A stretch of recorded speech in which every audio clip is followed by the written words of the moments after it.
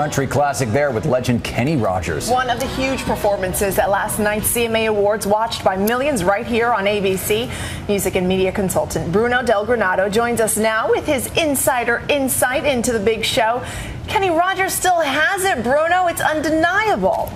He certainly does, Diana. He certainly does. This song is over 30 years old. It still sounded fresh. And Jennifer Nettles from Sugarland did a pretty good Dolly Parton in that duet with him. He was good. All right, yeah, no doubt about that. Bruno, take us through the biggest awards of the night. First, let's go with Entertainer of the Year. Well, the Entertainer of the Year award, John, went to King George Strait.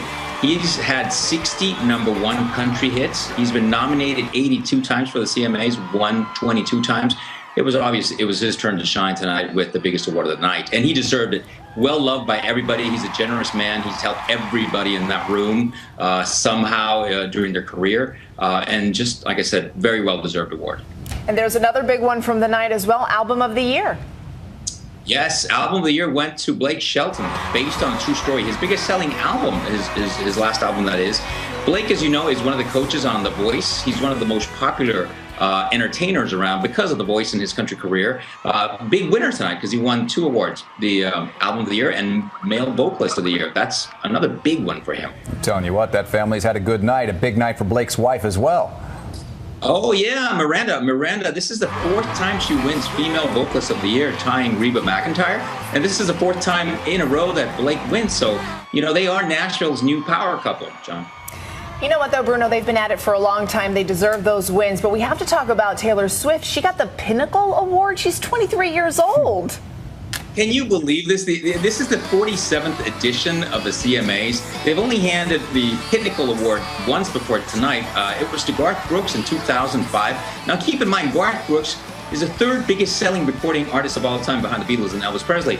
But, you know, Taylor at 23 wins the Pinnacle Award, and you think, okay, the album was very successful. 6 million copies sold around the world, over 1.5 million concert tickets, and she's touring globally. But you think, what is going to happen when she turns 30? Yeah, right? No way of knowing. Good point. Let's talk about, real quick, the performance that maybe totally brought down the house, in your opinion. Oh, gosh, the tearjerker. Alan Jackson and George Strait, tribute to George Jones, who passed away earlier this year, doing one of his biggest songs, He Stopped Loving Her Today, which is a huge song for George Jones back in 1980, that is. Oh, gosh, it was a tearjerker. Social media, everybody said that was one of the highlights of the evening. I have to say, one of the highlights of the evening was throughout the entire show was watching those 2 hosts. They are incredible. Carrie Underwood and Brad Paisley, it's like they were born to do this. They're amazing.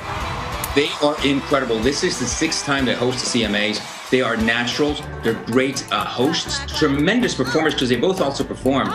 And like I said, if you know, this show is called the Oscars of Country Music. If the real Oscars were to ever get smart, they would choose these 2 to host the show. It's undeniable. They are hilarious. And together, their comedic timing is great.